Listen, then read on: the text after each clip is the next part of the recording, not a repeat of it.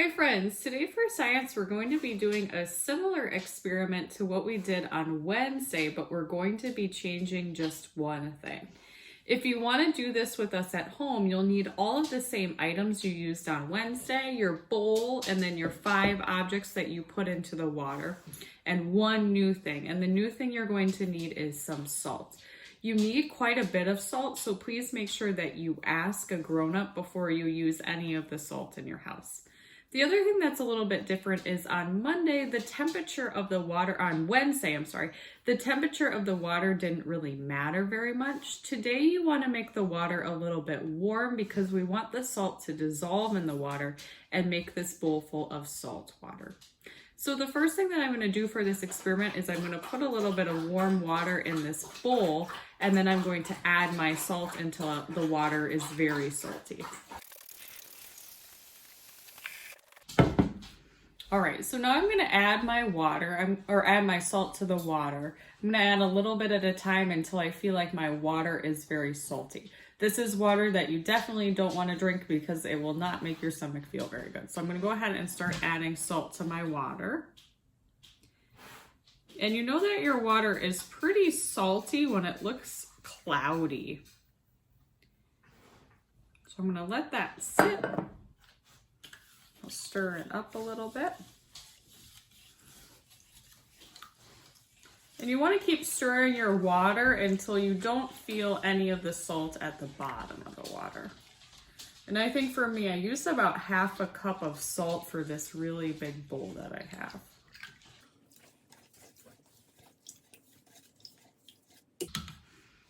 All right, for our journals today, we're going to be asking the same question that we did on Wednesday, and we're going to be finding out what will sink and what will float.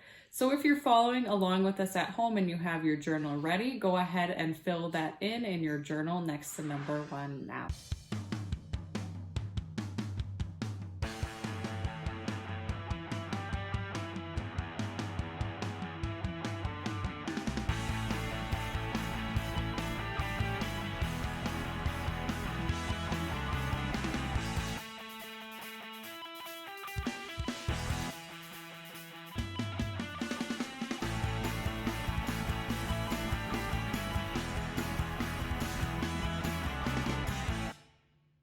All right, our hypothesis today is also going to be very similar. We're going to be guessing which of the same objects I used on Wednesday are going to sink and which ones are going to float, but just this time we're using salty water. So we're going to be using the same sentence frame that we used on Wednesday, and I want you to look at the objects and decide which ones you think will sink and which ones will float this time. Go ahead and fill in your hypothesis now.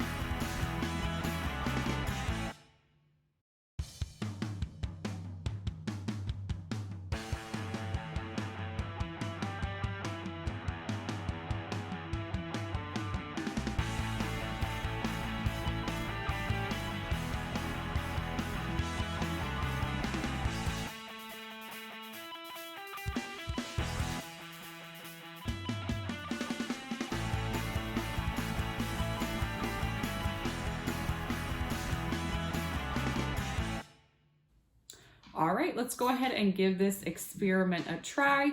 For number 3, your observations, you can draw 5 different pictures for each one of the objects. Or I noticed that a few of you on Wednesday drew all of them at the same time in the bowl, which I thought was really cool. So you decide which way that you want to do it. So our first object that we tried on Wednesday was the sippy cup. So now I'm going to try dropping the sippy cup into the salty water. On Wednesday, it floated. And still today, our sippy cup is floating. So I would definitely say that our first object, the sippy cup, floats. And I'm noticing I have a little bit of salt still sitting at the bottom of my bowl, so I'm going to stir mine up just a little bit before we try our next object.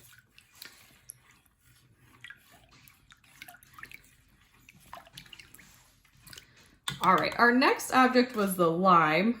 My family ate our lime over the last few days, so I'm going to switch it to a lemon. It's as similar as I can get.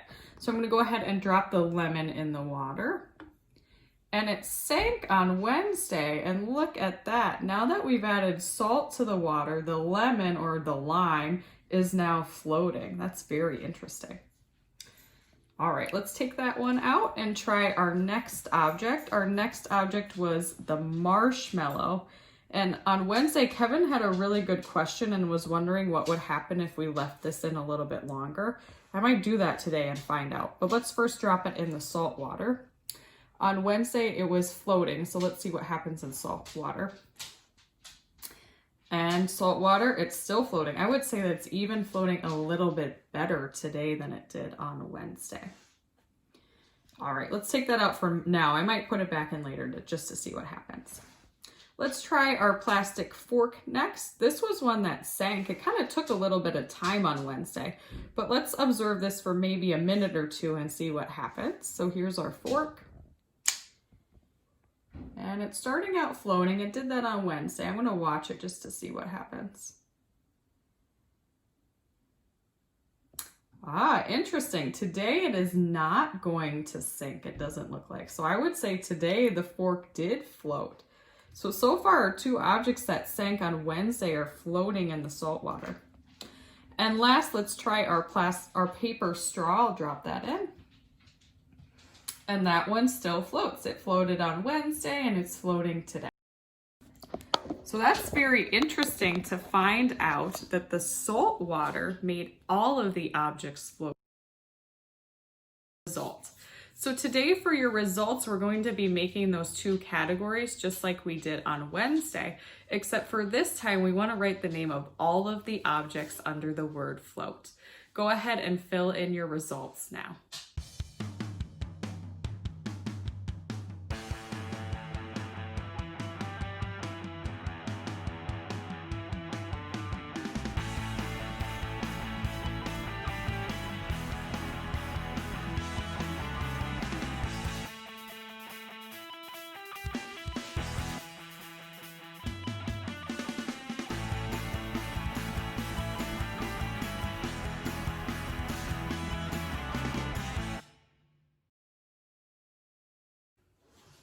And lastly, we're going to fill in our conclusion. Today we can say that every object floated in the salt water. So go ahead and write that sentence in your journal now.